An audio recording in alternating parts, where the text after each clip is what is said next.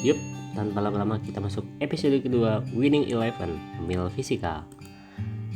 Soal fisika UTBK kali ini bertajuk cukup tahu aja atau FYI ya. Kenapa? Karena banyaknya kita cuma tahu-tahu aja cukup buat dapetin jawaban yang bener. Gak perlu ngitung ya. Ya bahasa kerennya mah dianalisis. Cuma sebenarnya kalau kalian udah pernah pengalaman dengerin suara saya di episode ini dan kalian juga paham dengan apa yang saya maksudin, ya lumayanlah buat amunisi fisika UTBK 2021. Siapa tahu soalnya mirip ya. Yuk langsung aja kita hadapin winning eleven-nya. Dimulai dari nomor 1. Ada efek Doppler yang kalau kalian tahu konteks soalnya ini nggak usah pakai rumus juga jadilah ya, walaupun kalian hafal rumus efek Doppler. Yuk kita konsentrasi. Ini ada dua orang nih, Abdul ya sama si Muge nih. Kenapa namanya susah? Gak apa-apa, terserah. Abdul tuh megang tali ya. Oke, intinya talinya tuh dikaitkan sama sumber suara. Si Abdul sama sumber suara berarti itu satu lokasi. Nah kalau si Mugninya itu kan berhadapan nih di depan si Abdul. Jadi kan ada momen dimana sumber suaranya nanti ngedeketin Mugni sama ngejauhin Mugni. Berarti frekuensi yang diterima sama si Mugni mah berubah-ubah, kena efek Doppler. Tapi kalau si Abdul posisinya kan pas banget di bawahnya sumber bunyi alias selokasi. Jadi frekuensi didengar Abdul mah selalu sama atuh. Dan kalau didengar sama Mugni itu bakal berbeda. Logikanya kalau pas ngarah ke belakang Abdul artinya lagi menjauhi si Mugni ya. Berarti frekuensinya mengecil dong. Logikanya dia sumbernya ngejauh. Sumber ngejauh itu kan berarti tambah nggak kedengaran alias frekuensinya mengecil. Udah sesimpel itu logikanya ya. Next pokoknya. Nomor 2, ngomongin lautan, samudra. Udah bacanya? Udah ya. Intinya sih saat gelombang tsunami atau gelombang air laut mendekati ke pantai itu apa yang terjadi? Nih saya bikinin catatannya ya. Intinya sih amplitudenya bakal berkurang ya, bukan bertambah alias nambah tinggi gelombangnya ya. Jadi kalau di tengah laut itu gelombangnya landai, makin ke pantai yang pendek atau yang kedalamannya berkurang, amplitudenya yang naik. Kebalikannya dari kedalaman laut ya. Jadi kedalaman laut berkurang, amplitudenya malah bertambah. Tapi dia jadi melambat ya. Karena itulah juga panjang gelombangnya berkurang alias jadi pendek ya. Kalian lihat deh simulasi tsunami di video-video YouTube, itu keren banget dan cukup bisa nge-save konsep ini kalau kalian nggak bisa memahami dari sisi kata-kata ya. Ini jelas B ya. Lanjut. Oke, ini sering banget kita lihat di film-film atau di realitanya ya, waktu di Eropa. Bukan saya. Jadi ceritanya ya, kenapa bisa seperti itu? Salju yang mencair karena garam ya, karena garam tuh menurunkan titik beku air coy. Nggak ada kaitannya sama kalor lebur atau kalor jenis ya. Ini kaitannya sama titik beku ya. Titik bekunya turun ya, sehingga ya sorry, habis bersihin hidung. Jadi ceritanya karena titik beku airnya turun, itu kan jadi di posisi suhu yang lebih minus itu malah masih cair ya, sehingga si salju yang notabene itu tadinya bentuknya padat karena kena garam, titik bekunya turun, artinya dia mencair dulu karena belum wayahna di suhu itu teh masih padat. Jadi ya intinya mah kalau mencair itu titik bekunya turun ya, karena lebih banyak spare temperatur di mana dia berwujud cair kalau dikasih garam. Oke, lanjut ke nomor 4. Intinya masih soal cukup tahu aja. GMB itu awas bedain dengan kata-kata kecepatan dan laju. Kecepatan itu berkaitan dengan arah. Oke, kita kalau nggak ada BB alias nggak ada kata berubah, itu cenderung tergoda untuk memilih kecepatan tetap seperti di GLB. Tapi kalau GMB itu kan muter itu kan arahnya berubah-ubah, maka kecepatan linearnya nggak tetap dong, karena variabel arahnya itu membuat perubahan. Jadi kan muter nguang nih, saat di atas dia arahnya ke kiri, saat di kiri arahnya ke bawah, saat di bawah arahnya ke kanan. Jadi kecepatannya berubah-ubah walaupun angkanya tetap. Nah yang benar tuh lajunya tetap ya. Lajunya tetap karena laju itu cuma ngomongin angka dari kelajuan saat gerak melingkar beraturan, itu tetap ya. Percepatan sentripetal tetap percepatan itu juga punya arah ya, dan sentripetal itu arahnya kan menuju pusat lingkaran. Konteksnya tetap, tapi kalau kita lihat arahnya ya berubah-ubah. Saat di sini arahnya ke pusat lingkaran berarti ke kanan.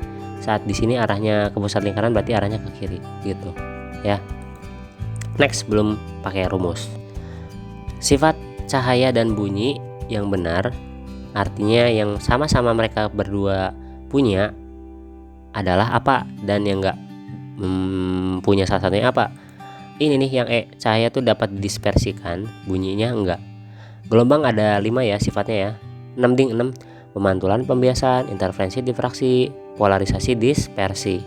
Nah, dari ke-6 sifat gelombang, cahaya punya semuanya, tapi kalau bunyi cuma punya 4 ya. Dan untuk perbedaan antara bunyi sama cahaya lebih tepatnya atau lebih jelasnya juga ada di tabel ini ya.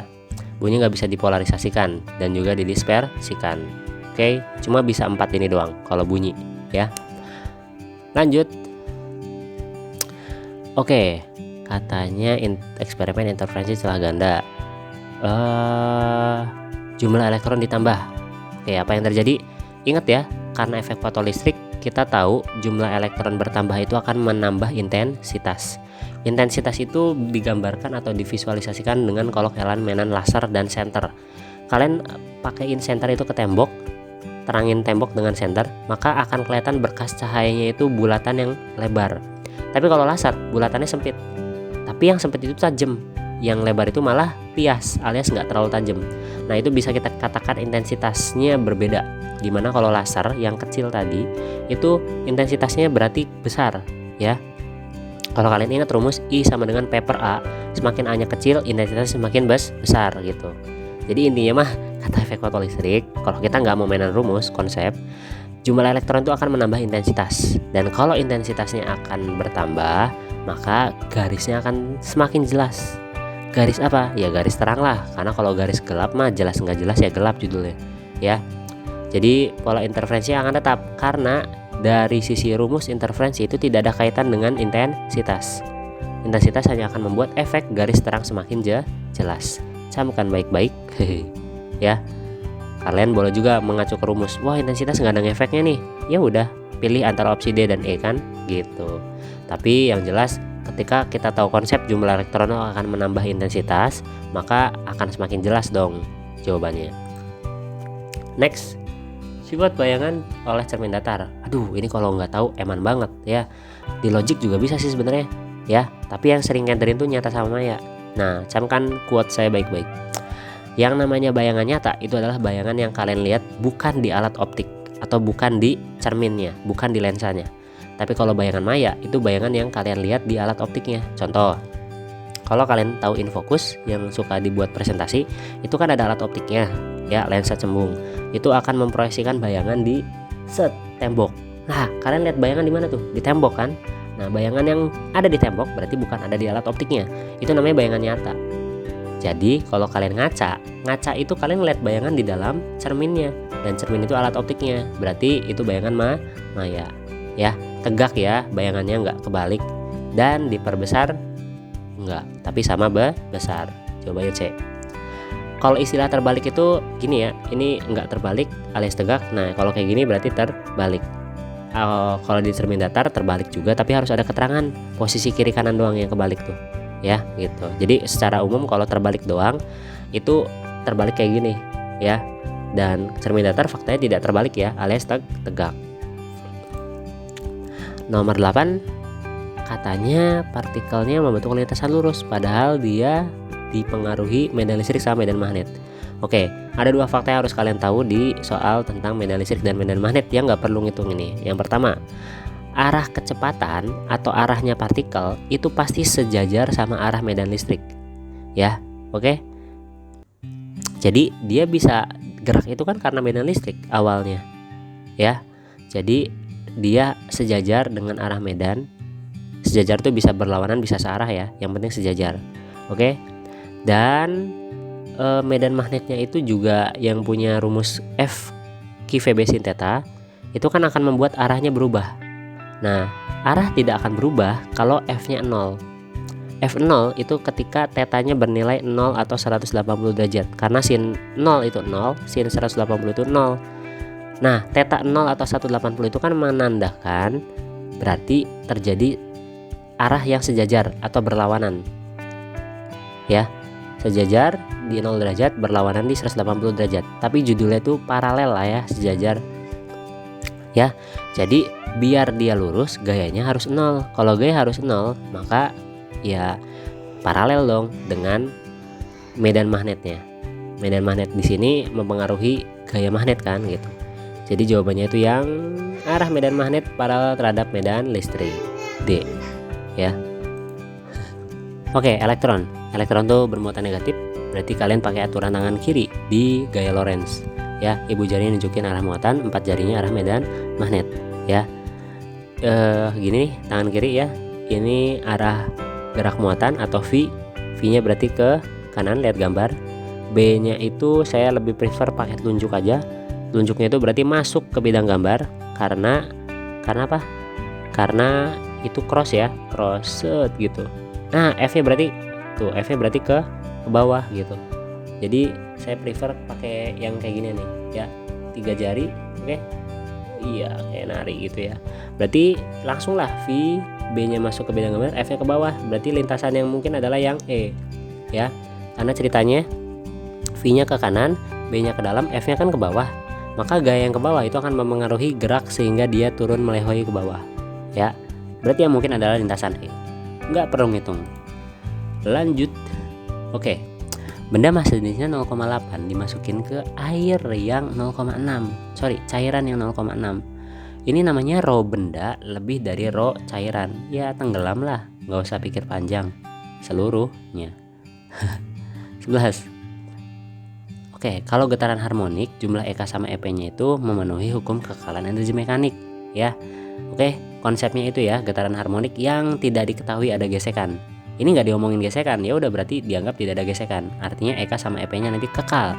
Kalau kekal, jumlah EK sama EP-nya itu namanya konstan. Ya, saat EP-nya membesar, EK-nya mengecil. Saat EK-nya membesar, EP-nya yang mengecil. Begitu efeknya nantinya teh. Belum pakai rumus. Weh, nggak kerasa udah 11 nomor. Ya udah, terima kasih udah bahasin bareng-bareng. Sampai jumpa di episode selanjutnya. Assalamualaikum warahmatullahi wabarakatuh.